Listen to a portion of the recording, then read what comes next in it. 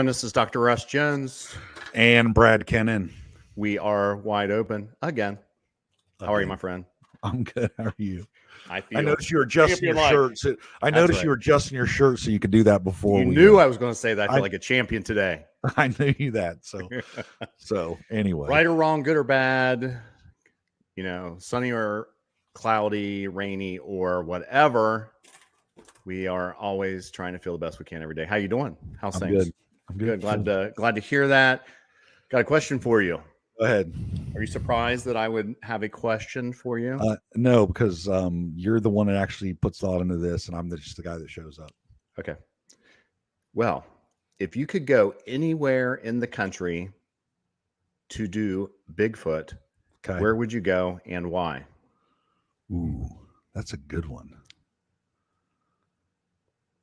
This might be I don't know, man. That's a good one. I'm thinking this it has to be the north. It has to be Washington or Oregon, just the big trees, the redwood forest of Northern California, something like that. Because they're there. I mean, just the environment, and they say that the East Coast Squatch versus the West Coast Squatch. The West Coast Squatch is a much bigger, from the Freeman video, it's a much bigger, massive creature. Right. Patty's a big, massive creature. We're kind of on the Eastern Coast. We think they're maybe a little skinnier, a little smaller. They're kind of being, described as that, not the massive 10-foot Squatch that you might get out west. So I say the West. You know what I'd like to do? I had this in my mind that about the time I quit seeing patients or I was winding down, I'd probably have some female in my life. So it looks like I'll probably be doing this by myself, but nonetheless, I'd like to have a RV. I'd like to drive out there, pull like a Jeep on the back and visit all the Bigfoot places historically that are notoriety. Go to, the Patterson Gimlin film, go to the Freeman site, the Blue Mountains, go to just all the places. I'd like to go up to the Olympic Peninsula, see the guys from the Olympic project up there, right, and go see what that looks like, see where the nests were. Sure. I mean, take like 2 months and just go. And then, I mean, at some point you'd have to take like a couple days and just spend by yourself somewhere out there, just to see what would happen. Well, I was going to volunteer to go with you for for a couple months. I could live with that. Here's what you would do. You would call me and say, listen, you get out there, tell me where you are. I'm going to fly in.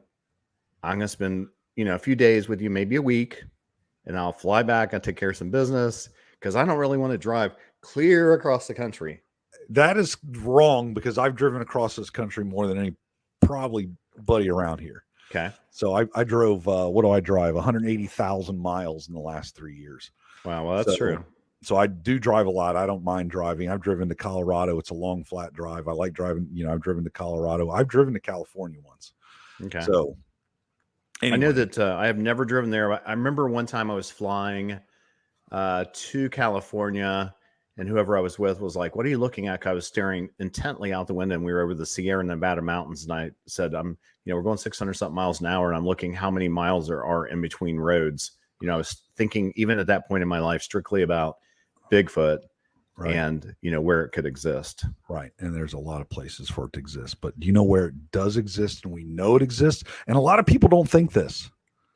I do. Well, yeah, go ahead. Fenway Park is where it exists. Fenway Park is where Bigfoot exists. Well, how about a Bigfooter? How about a Bigfooter goes to Fenway Park and he's got a lot of cool stories, and we're going to bring on Jon Wilkinson, correct? Wilk. Jon Wilk. Wilkes. I'm sorry, Wilk. I had a brain fade there for like 10 seconds. John's been a good friend of ours, and of course, how many Boston Red Sox games do you go to a year? Oh, geez, 30 to 70. It all depends. And how far away do you live? What's that? How far away do you live? I'm about an hour from the park. Wow. I just hop on I-90 there. They call it the Mass Pike, and I shoot on down. I got a secret little parking spot. I pay for $2 for a meter and walk into the park. That is a dedication because, an hour down, an hour back, 70 times a year, 50. Yeah, my record was 72. And there's only 80. There's 81 games. Yeah, not counting postseason. Not counting postseason. So yeah, Fenway Park. Is it on your bucket list to go to Fenway Park, Brad? I would love to go because I'd love to see the Green Monster. I don't think the Green Monster, people understand how close the Green Monster is to third base. You know what I mean? That left field, how short that left field is until you see park, it. Yeah. Until you see it. And I would just love to see it sometime. We just sat up on the Monster last week. Did you really? My buddy and mine. Yeah, we got a home run ball. It was pretty cool. Cracking up right at us. Was that Jose Barrera's, the one he hit? I forget the grand slam that Jose Barrera There was two of them back to back, and we got one of them. That's pretty cool. I must have got about 50 text messages. Actually, my buddy Jeff Shepard, he's in the BFRO with us. He had sent me a bunch of screenshots of us up there. Really? That's cool. So, yeah. I was going to say, when I was watching the Reds and the Red Sox. Oh, no, it wasn't the Reds playing. I think they were playing.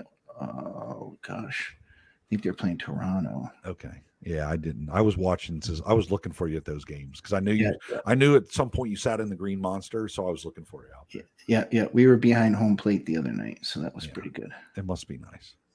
I mean, the dichotomy of your life, John, when you think about this, like you're at Fenway Park, and literally like a day or two later, you're somewhere in the woods looking for Bigfoot. Yeah, that's Massachusetts for you. Right. I know, I was talking to you before, and of course, over the years, you and I have talked a lot. And I was curious. I mean, I think Brad mentioned earlier, Massachusetts is one of those states, if you ask people, of course, everybody knows there's been Bigfoot sightings in every state but Hawaii. And if you had to make a list of places, well, there's not Bigfoot here or whatever. And I think that a lot of times Massachusetts would come up with, people would think that there may not be a Bigfoot there. But what is it about Massachusetts that allows a Bigfoot to be there? Is there enough room for one? Well, certainly there's plenty of room for them anywhere in New England. One of the most interesting things about Massachusetts is we have the earliest documented Sasquatch sighting in North America, 1774. Wow, I didn't know that. I had no idea. A British colony. It was the mayor of North Adams, Massachusetts, which is up in the Berkshires, along with a local constable. They were out deer hunting, and they ran into a 7.5 to 8 foot tall ape man, and they had a staring contest briefly, and they both went their ways. This was like, I actually have a copy of the article. It's like a typeset article back in the day where they put each letter into a typeset and then ran a piece of paper over it, and it was called the North Adams Bugle. And so this was just a local pamphlet type newsletter, kind of like the Town Crier, like newspaper. Wow. And then not too far after that, there were some sightings in southern Berkshires within a couple of years of that sighting. So I like to think that we have the earliest documented sighting in all of North America. Now, did you go looking for that piece of information, or did somebody? It took me some time to find it. Okay.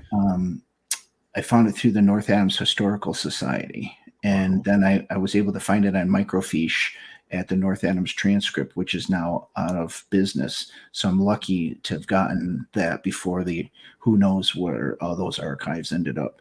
If you search for it in newspaper.com, you can actually find it. I got it saved into newspaper.com. It's a subscription service. Everybody out there should really look into it. It's really cheap. It's like $9 for the year. You can just type in Bigfoot in a region, and anything that's ever been in a newspaper that's been downloaded, it'll pop up. And there's some really great articles in there. Can you separate it by state? Is that how they do it? You can break it down by the actual newspapers themselves, or you can do a broad search and just scroll through thousands and thousands of hits. And so, it's not a promotion for newspaper.com, but that's a little trick that I learned. It is a paid service that you have to pay for. Gotcha. Is that how you primarily get your reports? I know that you are, you're in the BFRO and you get reports from there, and you're well known in Massachusetts in that area, more so probably than anybody else. But how else do you get your reports? Well, I have a terrible website, Squatchachusetts.com. Anybody that wants to help me build my website, please reach out to me, because I do not know how to build websites, nor do I have the time for it.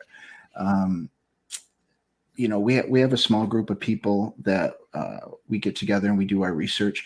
But one of the things we don't have is that technical person that likes to stay behind and do all the work entailed with a website. So whenever we get a report in, I kick it to the BFRO, because it's already an established database. I just tell people to file it, and then we watch for it to pop up, and then one of us will grab it. And we all have like our little regions that we take care of in Massachusetts. Like Dave McCullough covers the Bridgewater Triangle. Jeff Shepard covers the North Shore. Eric and Tim Vogel cover a lot of the Berkshires in Western Mass. And then I pick up a lot of certain areas in Western and Central Mass. But I like to keep my eye on the Berkshires, because that's where a lot of my activity is up there. I don't know if I told you this before, but when I was probably in high school, I spent a couple weeks in the Berkshire Mountains. And I guess over in the White Mountains too. Is that over in that area as well? The White Mountains are up in New Hampshire. New Hampshire. Okay. I was in both of them, I guess. But of course, it's all part of Appalachia, but I was surprised how much it looked like, West Virginia and Southeast Ohio up there. And there were some pretty remote places. One of the things that's different in Massachusetts is we have a lot of young trees, because Massachusetts has been clear cut at least twice to build all these homes that you find in Boston and Worcester. I just had my little accent slipped out there, but Worcester, sorry.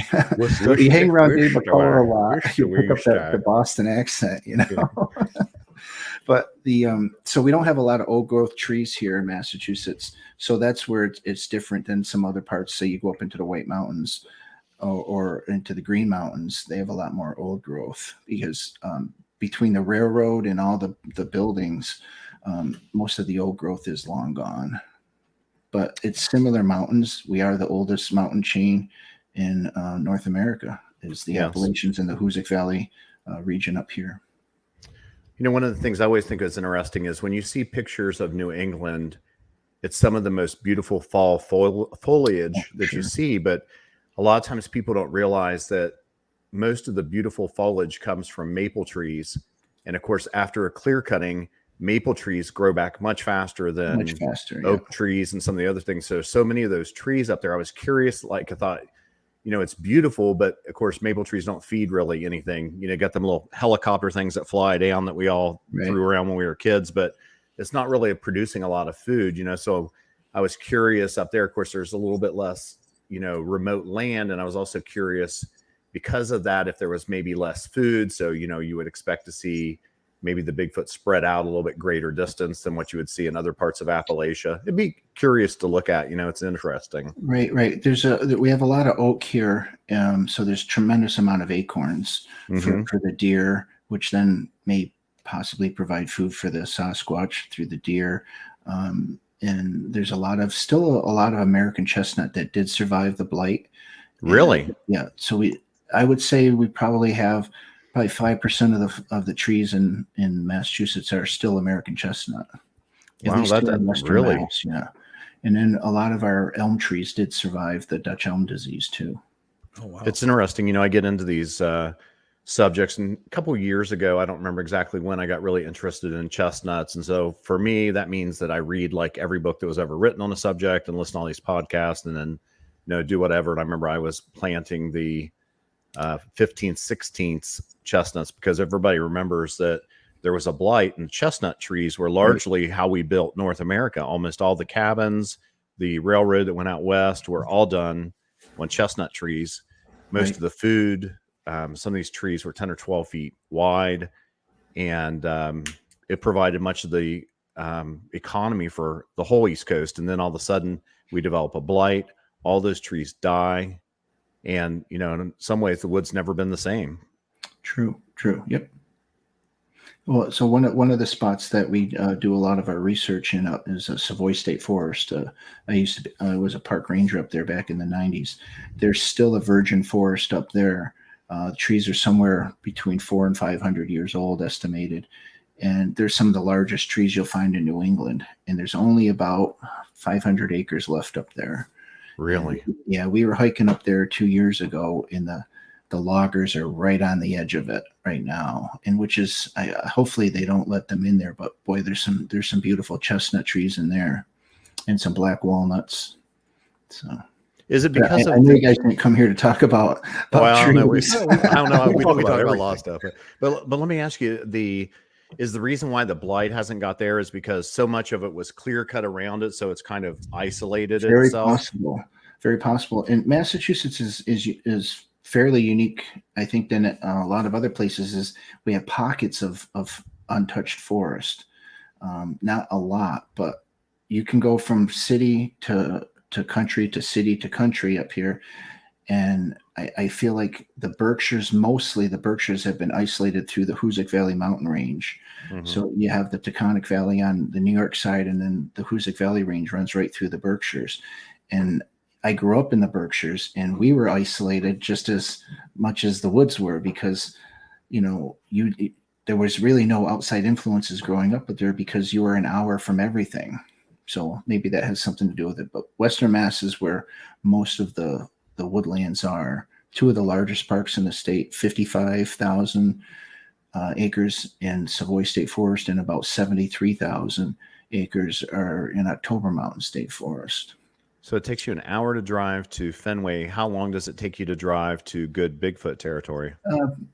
I can go Bigfooting in my backyard here, because but my really good spot's about an hour up in Savoy State Forest. That's the northern Berkshires. Okay. I mean, it'd be nice if I let Brad talk occasionally. Some of these things I just hog, and No, Brad you're didn't good. get to talk. I was wondering. So, Jonathan, how long have you been, or Jonathan or John? I always say John's John. fine. Okay. All right, John. How long have you been doing this? Let's see, probably about 15 years. Okay, so you've been doing this 15 years. Give or take a year or two. And we're going to get back on the subject of Bigfoot as long as sure. doesn't interrupt me. Sorry, man. I have some nice lilacs out back. We can talk. Don't get me started on flowers. We may be stuck here all night. Do not get him started on flowers. Yeah.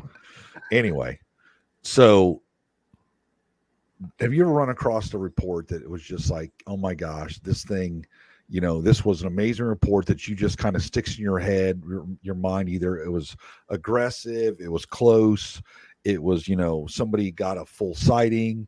Someone, when you talk to that person, their hair stayed up on their arms, and they were like, just getting that. You've seen that shake that people get when you do for interviews sure, with yeah. them. The chain smoking guy, he's lighting cigarettes, wants to go back. He can't go back unless you got a gun, all that kind of stuff. So do you have, our listeners love reports. Do you have any? I love a good story too. Yeah. We got a couple dozen really good ones that, between myself, Eric, and Tim Vogel, and Dave and Jeff, we've interviewed a lot of people, and there's a couple that stand out pretty good to me. Is the Quabbin Reservoir, which is about 15 miles from my house here. It's in central Massachusetts. Back in the 30s, there was a severe shortage of drinking water in Boston, Worcester, and all the suburbs. In order to grow, they had to come up with some drinking water. They took 4 towns: town of Enfield, Greenwich, Prescott, and I can't remember the 4th town. They put a dam up, and they flooded these towns. They moved the cemeteries, they moved the churches. There's actually a couple buildings on my street that are from these towns. Up there, it's a protected site. Ever since 9/11 happened, you're not allowed to go into certain areas up there. And those are the areas that we used to go into. And now you can't get in there. And this protected watershed area, it draws a lot of fishermen, and they have catch and release. So we got a call from, I think it came in through the BFRO, from these 2 young guys that really got the crap scared out of them one night.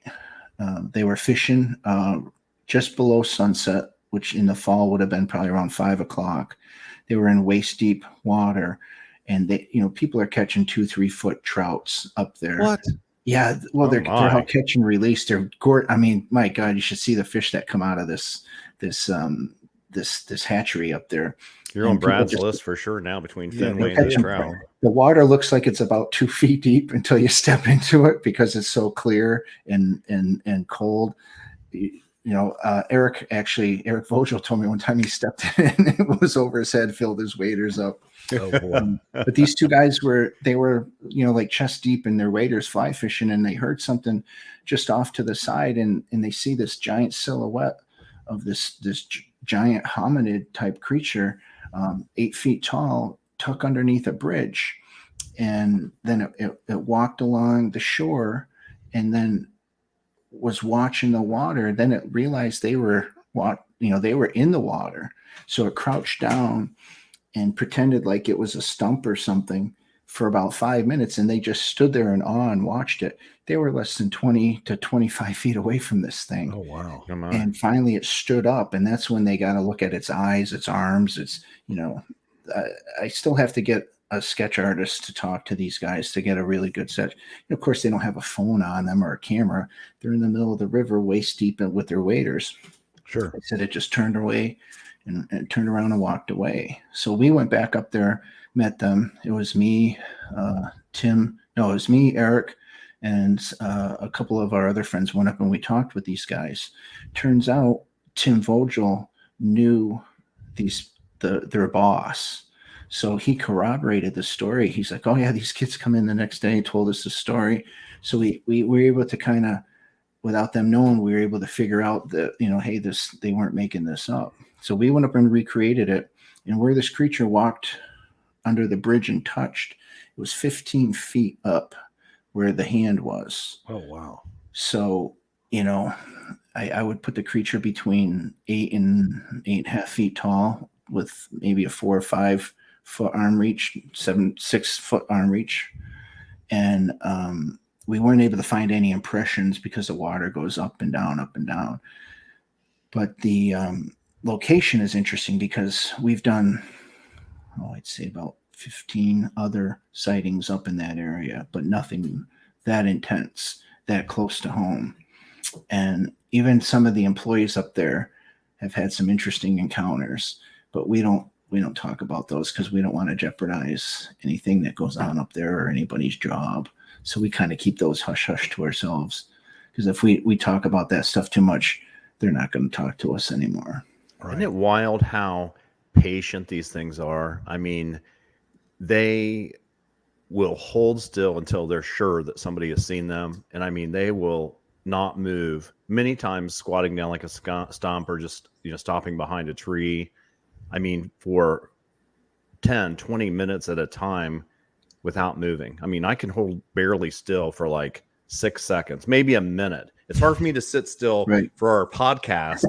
Yeah. And these things are, unbelievable.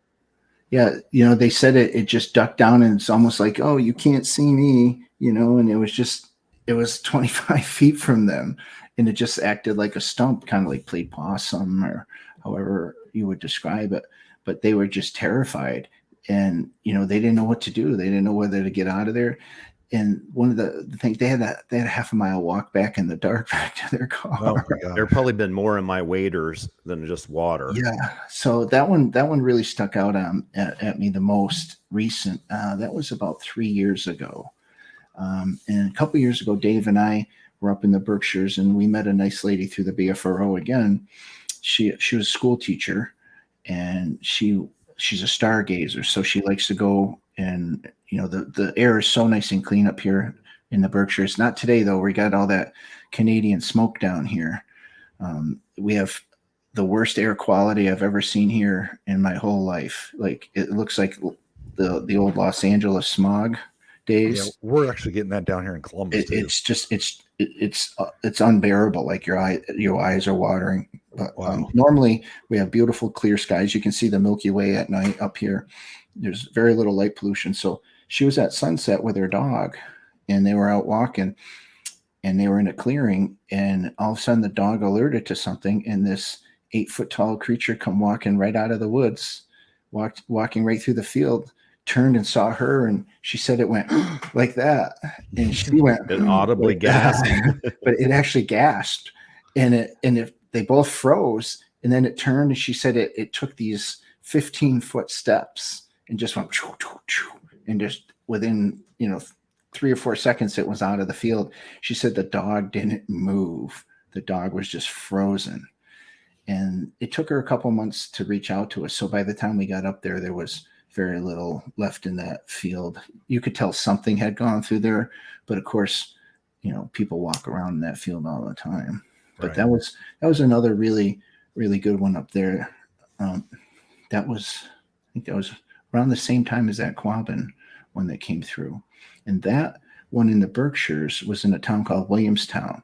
There's a BFRO report from 2015 or 16 that I did of 2 elderly people in their RV 2 miles from that location. They were driving north to into the Green Mountains, right at the Vermont-Massachusetts border, and they looked off in the field and they saw a giant hairy creature walking through the field while they were driving their Winnebago on the highway. Just their luck. I can never have that happen. So there's a detailed report on the BFRO website. I would go there right now and get the report number, but my technical skills, I'd probably end up hanging up, or I'd end up on some other chat board here. I know Brad's pretty good. He's like a whiz with all things here techie. He holds the show together for us. Great one.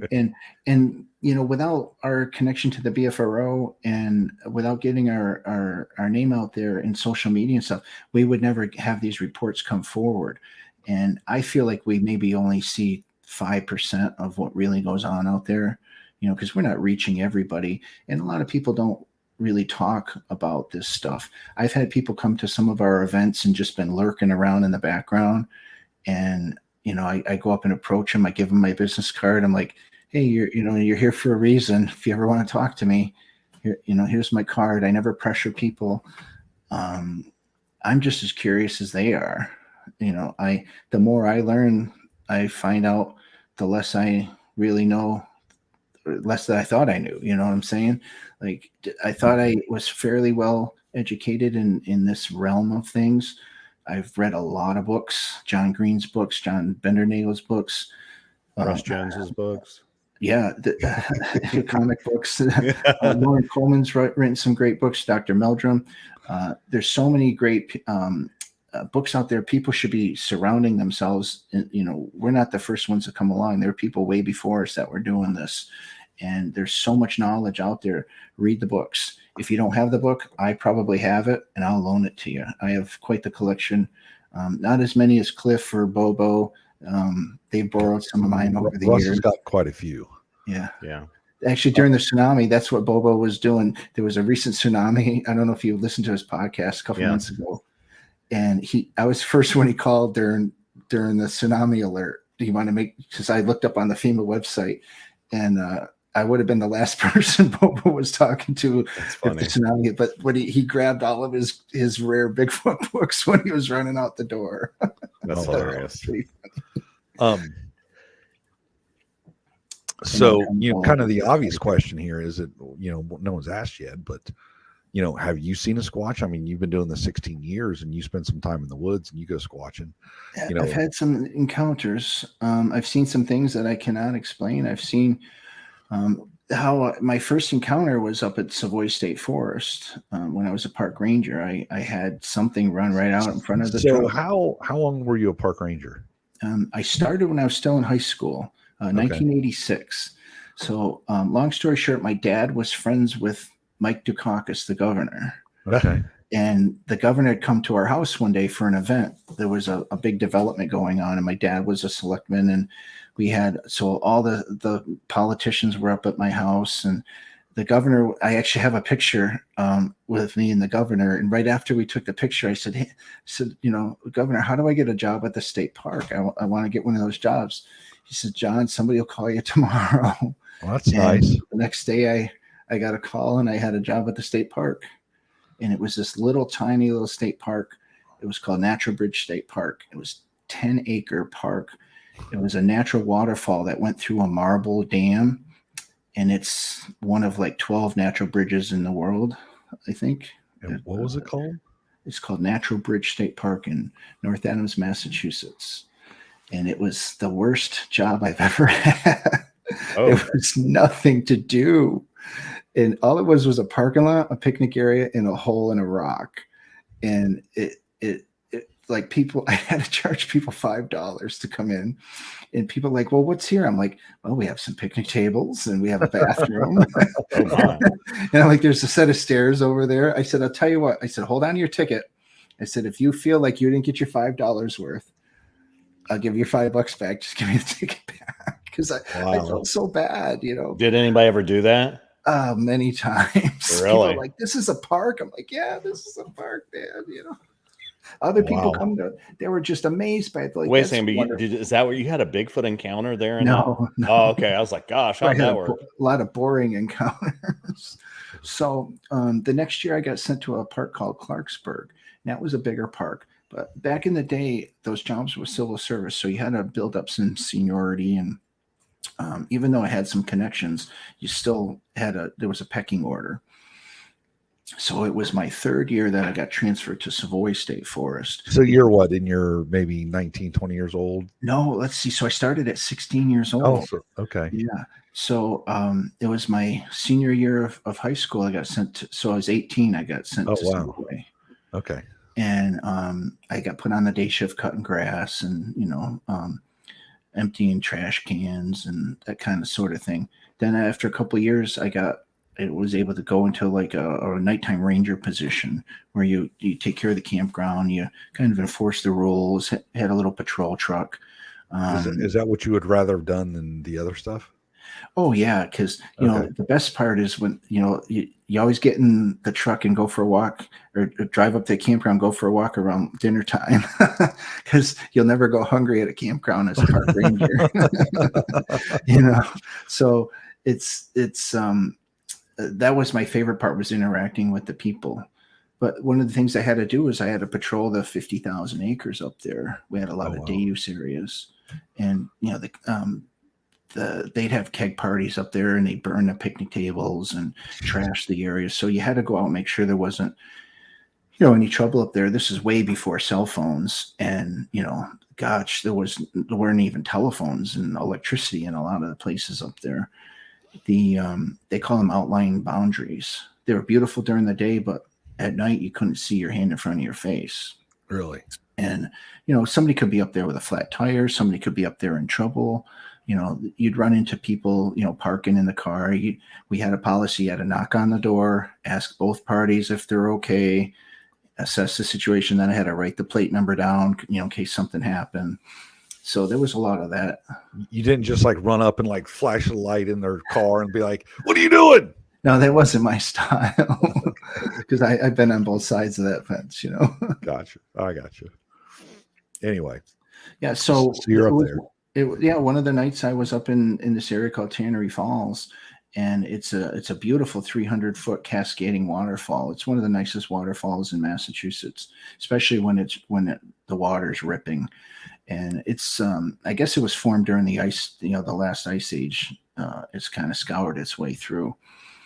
So I pulled in there, and 2 nights in a row, actually, ironically, I was listening to the Red Sox on the AM radio in a Ranger truck. I'm just saying, there's nothing like listening to Major League Baseball on an AM radio with the buzz. I mean, yeah, absolutely.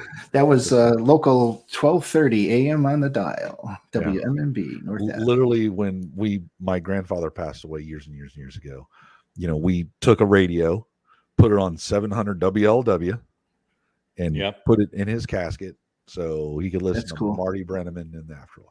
That's cool. Yeah. I remember sitting on the porch with my grandpa listening to the Red Sox, and I'm like, why don't we just go inside and watch it on TV? He goes, no. He goes, this is better. It's not the same, you know. It's not. We have an announcer up here, Joe Castiglione. He's on WEEI for the Red Sox. Oh, my battery's running low. Uh-oh. Can we pause this? I gotta go get a plug. Yeah, just Go ahead. I'll Brad and I'll talk yeah, for a second while you do this. we'll be BS for a minute. Okay, hold on. Go ahead. I Yeah, gotta go go ahead. plug my computer in. Yeah, That's all right. Yeah. So, when is the BFRO expedition in West Virginia, Brad? Do you know? I have 0 idea. Let me see here. I hear him ranting around there. There, I got him out of the thing. So, BFRO West Virginia, isn't it September or something like that? You know, I think it might be now that you say that, because I know we were concerned whether or not there was an Ohio State game that we would be concerned about. Right. Don't forget, we can't say where it is. Yeah, I don't even know where it is. So, honestly, I don't even have it on my calendar. All right. Are you planning on doing any expeditions coming up or getting into the woods any? Yeah, I'd like to. I mean, are you back? Hey, All right. like I said, I'm not the most technically advanced. No, you're doing all right, man. No, you're good. I'd like to get into the woods. Hopefully things will calm down here a little bit with work, and you always think you have time. You always think you have time. Well, I'll just do it next week. But you don't. I'll do it this. And then next thing you know, you don't. Next thing you know, we're 6 months, almost 6 months in the year. The year's been flying by. And I tried to, when Ohio was around, literally I had to go out of town for 6 days in a row to work with my crew, which I really planned on being with those guys, and I couldn't do it. So, I'd really like to get out in the woods and get on. Remind me to ask me next week, because I have a couple cameras I pulled that I haven't went through the cards yet. So when we do the show next week, ask me. Okay, I'll do that. I'll put on. I guess since we have a guest, we should let him talk or something. He's trying to tell us a Bigfoot story.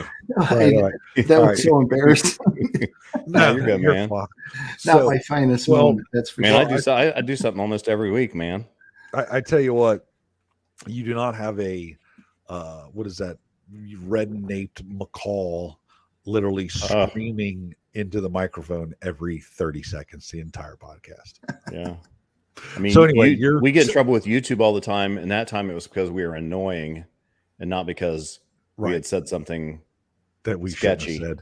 Right, that we had said something sketchy. So anyway, so you're 19 years old. You're on the night shift or 20 or whatever. So, no, that would have been in my 20s. So okay, so you're in your 20s, night shift. I've been there for 3 or 4 years now. Yeah, and I pulled into this Deus area. And a couple nights in a row, the garbage had been tipped over, and it happens all the time, bears and raccoons and stuff. So I go to get out of the truck. I grab a can liner from the truck, and out of the corner of my eye. What time of night is this? Let's see. I'd say about 9 o'clock. Okay, a thunderstorm had just come through. It's dark. Oh, darker than dark, yeah. Right. So most people in their right mind would kind of be freaked out a little bit. Yeah, just to be I never really liked going around there. Okay. I did have a radio, so I mean, I could at least tell somebody where I'm being, slaughtered or kidnapped from. I can at least get a call out. When the guy with the hook hand comes, you can. We had a mountaintop repeater, so I could talk to the radio room. Okay, but he went home at 11 o'clock, so he would sign off, and I'd be so for like an hour. I didn't do anything. I didn't leave the ranger station because who's gonna call? Right? Who's gonna help you out? Right, and good luck getting the state police to find you. Jesus, there's you're in the middle of nowhere up there. They can't find a house with an address on it, let alone. Right, it's well before GPS. So right. Okay, so you get out of this truck, you got this can liner. Yeah, so I got a can liner in my hand, and out of the corner of my left eye here, I see the tree shaking, and all of a sudden this creature runs right out in front of the truck, in between the can that's got the lid off, and reaches down, barely bends down, grabs this bag of trash, picks it up like a football, and runs around the truck. When it runs around the truck, it looks me right in the eye. And it made eye contact with me right across the hood of this pickup truck, and I'm like, oh, I'm like, what the, and I'll never forget the amber eyes. They weren't glowing, but they were amber. They weren't like sparkly, but they were orangey, yellowish amber is the best way to describe it. And it just looked right at me, and it looked intelligent, but wild, if that means anything. But it had long flowing hair, like it was kept like almost like it was groomed. I always call it a teenager because it wasn't what we typically see in a Sasquatch, 8 foot tall, 4 foot wide. This was a little bigger than me and probably 6 feet tall and just not like a full giant Sasquatch that we hear about. I didn't process it as a Sasquatch at the time. I go to jump in the truck and it felt like it took 5 minutes to get into the truck. So you weren't even in the truck when this thing. No, I was out of the truck. I had my hand on the steering wheel. The other hand I had on the trash can liner. Gotcha. Okay. So I turn to pull myself in the truck, and I see the silhouette behind the truck from the taillights. It is far bigger than what I had just seen. Oh wow! This is at least two feet taller, much wider, but I can't quite see what it is. It's just a silhouette because it's very, very dimly lit. What I could see was the color striations from the taillight that it was fur, it was hair, it was covered in hair. And it let out this scream that just penetrated every piece of flesh on my body. It was like a gorilla and a lion, but it wasn't like a roar. It was just a roar like that. And I mean, it was on top of you, wasn't it? I mean, it wasn't very far from you. It was about 10, 15 feet behind the truck. Gosh. Dang.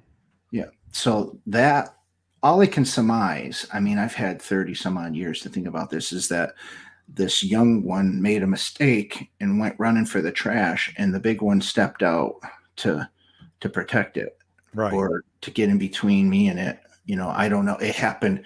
I mean, my God, it happened within 10 seconds. The whole thing went down in like 10 seconds. I mean, you hear it all the time from witnesses that there's one that's caught. Most of the time, it does seem like it's a juvenile, and the larger one will throw stuff or make noises or break stuff to distract. And then as soon as that witness turns to look that direction, boom, that little one's gone.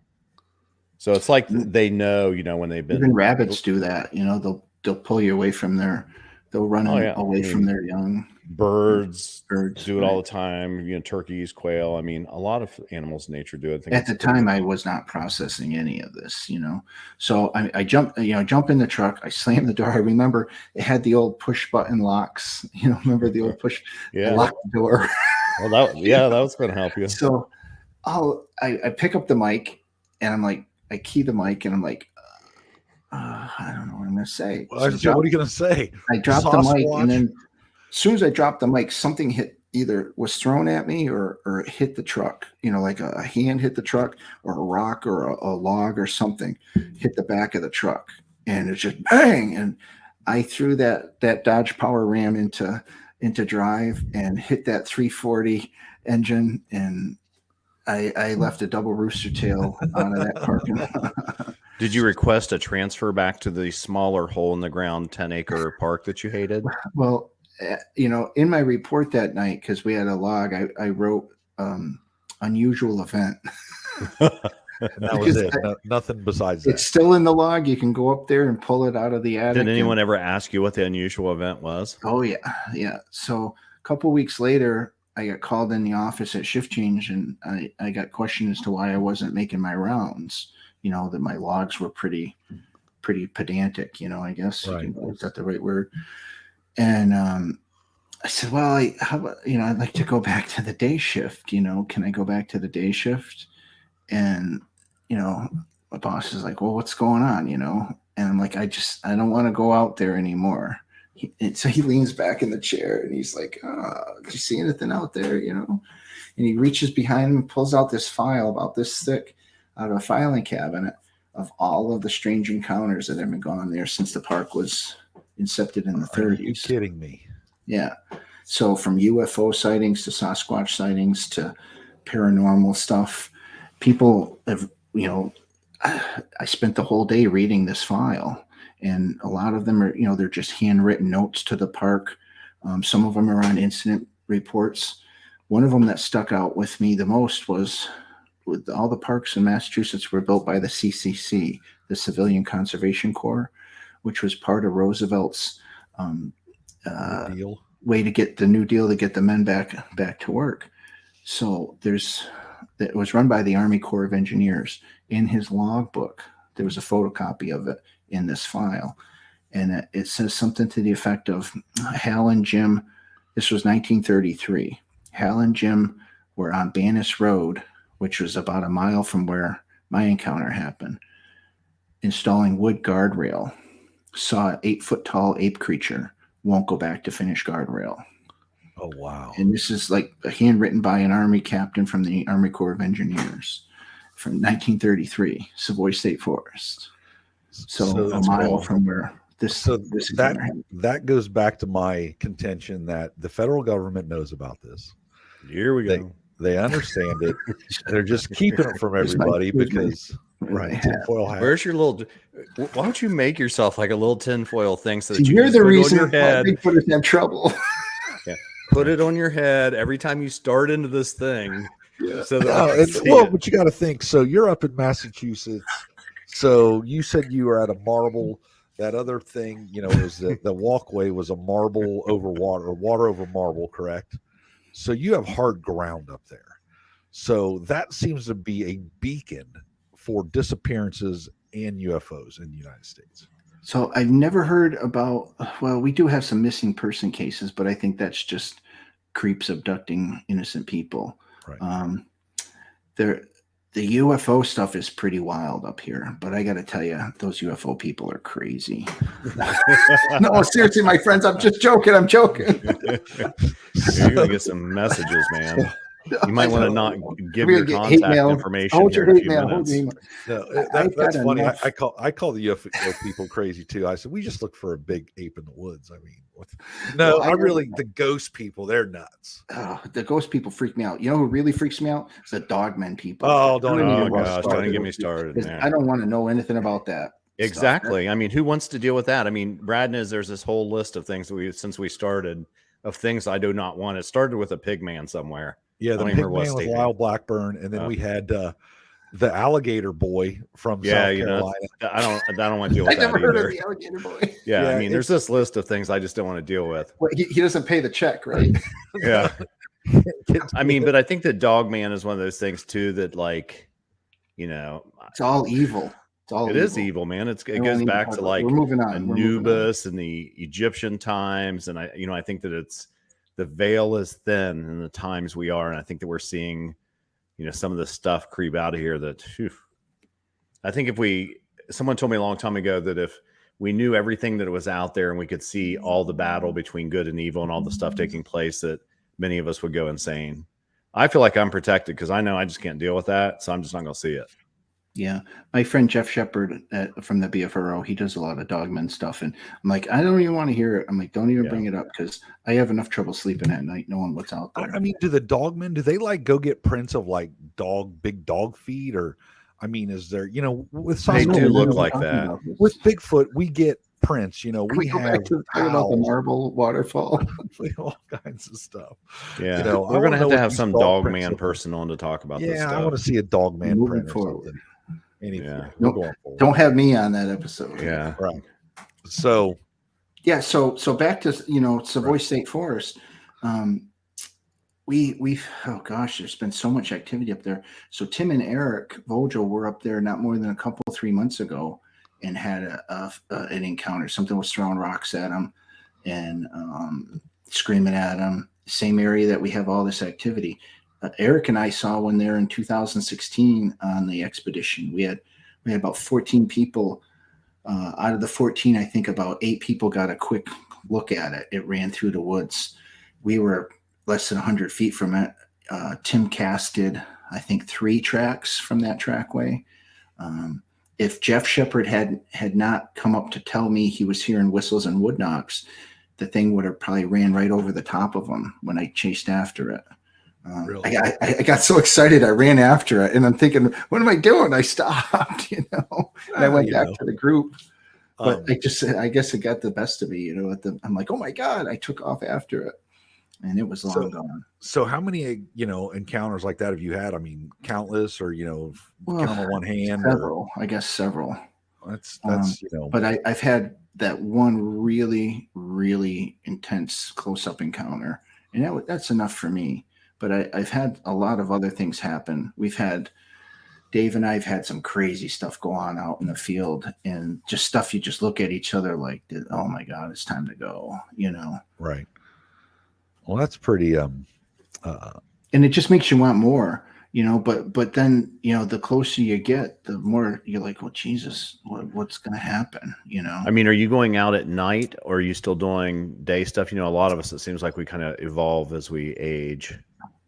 Well, we have the thermal imagers, so I feel pretty safe when we go out at night. That's what the biggest thing that I love about the thermal imagers is they give you some security, because your brain, your mind can start playing tricks on you when you're sitting there in the dark. Everything you hear, you know, acorns dropping aren't a Sasquatch. You know, a barred owl is not a Sasquatch. You know, you can look over and see, oh, it's just an owl in the tree, or oh, it's just a squirrel running up the tree, or it's a deer, or oh my God, it's a skunk. We got to get out of here. You know, right. Yeah, I agree with or you. it's a moose. You know, we run into everything up here. I had a porcupine one night. I fell asleep against a tree. A porcupine got into my backpack. It was trying to get my sandwich out of my backpack, and it, you know, I let him take the sandwich. Probably freaked you out, didn't it, when you woke up and heard it? Well, something was tugging on my backpack. Yeah, I would have been out there, backpack gone, scooting along. I learned that lesson. Don't bring food out in the field. Right. Or don't. Well, you know, I can't survive without, like, I need some protein like I'm constantly eating. 20 minutes. Yeah, I mean, when you're in the woods with me, like, you had to put me somewhere where the mics can't pick it up, because it's like, you know, just nibbling sounds the whole time. That's your stomach's growling. Well, you know, you got to eat, man. I think I caught Dave's stomach one time on audio. I'm like, Dave, what's that? You? He's like, oh, I'm starving. Hey, let me ask you before we get off here. I know that I'm not going to say who it was, because I'm not sure that's appropriate. You can tell me, but I know that you have a good relationship with a guy that's well known on TV for, you know, he's not an anthropologist. He's a scientist, as a DNA expert. And I know that you were working on getting some samples to him, and you felt pretty confident that you would be able to do that. Have you had any luck with that? Yeah. So Dr. Todd Disotell is a friend of mine, and he lives a few towns away from me. He was at NYU. Now he's here at University of Massachusetts in Amherst. And COVID really set everything back. His lab was not set up until just a couple of months ago to accept eDNA samples. He's had some health issues that have come up that have also set this little journey back. But what we're looking forward to, the lab is up and running. We're looking forward to collecting some eDNA samples at some prominent locations and getting them tested right here at the University of Massachusetts under his guidance, and see where that spits out. Right now, we're kind of still in a holding pattern. We have a couple other groups in the country that have samples ready for us, and I'm hoping that sometime over the summer, or when the fall semester starts and the lab is up and running, that we can get some samples over there. And it's a beautiful lab. I helped him a couple of days over there getting some stuff set up. I don't have a master's degree, so I can't be an adjunct with him, but I can be a lab assistant. But I can't be part of the actual staff over there, because I don't have a bachelor's degree. I don't have a master's degree, so I can't be part of his adjunct faculty. But I can certainly take his students out in the field, and we can do samples together, and we can do some other data collection. What I'm also hoping is that through the university, we can gain access to some areas that are normally not accessible to us. Right. Using the university, because the university has access to areas through an observatory that they have. And I'm hoping that through those channels, we can get to these areas I've been unable to access. You know, I think that's one of the big things that's going to happen when Bigfoot is actually acknowledged. We're going to see the professors come out of their stodgy little classrooms where they've been sitting on their chairs for decades. They're going to have time. They're going to get paid for it, and they're going to have access to equipment that only some of us have, and they're going to have access to areas that none of us get to.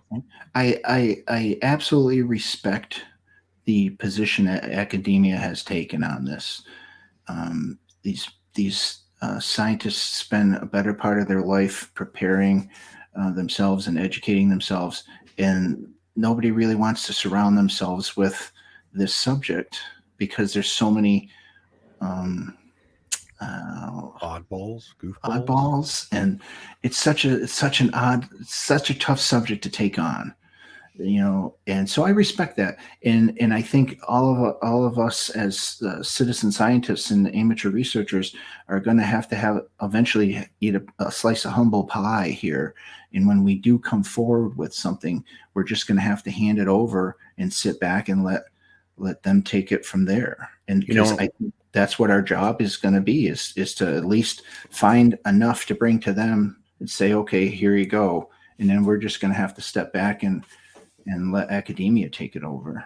In one of the books, my opinion, I wrote a chapter on citizen science. I know Dr. Jeff Meldrum has spoke on citizen science too, the need for the people involved in Bigfoot world to educate themselves better on, naturalist type studies, taking classes to learn things, what better way to collect evidence. It's not accepting things as evidence that really aren't evidence. I saw something on some Bigfoot group on Facebook the other day. They give you groups to join, and it was like signs of Bigfoot. And I thought, warning bells were going off with me. Like, is it really a sign? You know what I mean? Like, how do you define sign? And I don't think that the way that those of us who are involved in science would describe a sign is probably what they were, because they had a big old stick structure that was probably me tossing limbs out of my yard. But that's a whole different story. Hey, John, right. I just want to tell you, Brad and I always enjoy spending time with you. We were just up in Ohio with you here several weeks ago, and we always look forward to seeing you. I have a confidence that you will probably see Brad at some point calling you to go trout fishing and go to Fenway. I'll take you to Fenway. I'd love to go to Fenway. Can you tell us how people can get a hold of you? You can get me at Jon, Jon, at Squatchachusetts.com. That's my email. Or you can get me through our website, which is Squatchachusetts.com. We have our page and our group on Squatchachusetts. We're up to like 6,000 members on there now. That's cool. Pretty cool. Was that Facebook? On Facebook, yeah. I don't have an Instagram. I have my own personal Twitter account, but it's at Line Painter John. Okay. You can get me through there. Excuse me, but if anybody out there in Massachusetts has anything they want to talk about, please reach out to us. We respect privacies, and we're always interested in hearing from other people. For sure. Well, we really appreciate your time. You were a great John. guest. I appreciate you. I know how it is to work outside. Russ, I was a little late to the show today. No, Russ, not so much. How can you say that you look at? I mean, look, I'm tan. John's tan. You look like. It's now, the light. You're light. Oh my gosh! I'm not even. If you held still, I'm not even sure you'd be alive. I mean, it's the lighting. You could use a little color. I've been outside all the time. Is there like a filter you can put on or something? Yay! All right, John. Anyway, hey, we appreciate you. Until next time, man. Does that shirt come in men's colors? Talking to you, Russ, not me. So good to see you guys. Good to see you later. Thanks for having me on. You guys got to get together with Dave McCullough. He's got some great stories. Okay, that'd be great. Yeah, we'll get him on. Thanks, man. All right. Thanks, John. Well, that was that was painless for him. So hopefully it was. That was very interesting. I like hearing John stories. Did a good job. I didn't I've talked to John several times. I didn't know he's had his first encounter was really that close. Yeah, I didn't realize it was that close either. That's a pretty up close and scary type deal. So anyway. Two things I want when he said it may remind me of I started that West Virginia Bigfoot page on Facebook not long ago. It's up to a couple thousand people already, and I'm putting a lot of game cam pictures on there and stories of witnesses if people are interested in looking that up. There has a footprint on the front of it. And then also there is a major university that is doing the largest and most in-depth DNA study to date that's out there. I can't say where it is because, we're concerned that, the news is going to come out and it's going to be national news because there's this Bigfoot study. But anybody has any type of evidence that they want to have looked at is welcome to reach out to me. You can reach out to me at the Bigfoot Doc or what's our Gmail? wideopenresearch@gmail.com, and I check that constantly. So Okay. I should respond within Within a minutes. year. Right. Yeah. But we do appreciate you listening. And, I know that we've gotten up where we're getting quite a few people listening to us now. So we'll try to be on our best behavior, not get in trouble with any of the government groups or anything like that. And YouTube and the powers to be and all that stuff. We haven't gotten in trouble in like 6 weeks. Right. With somebody. So, yeah, we're doing good. We're on a roll. All right. All right. It's good to see you. Later. Thanks, everyone.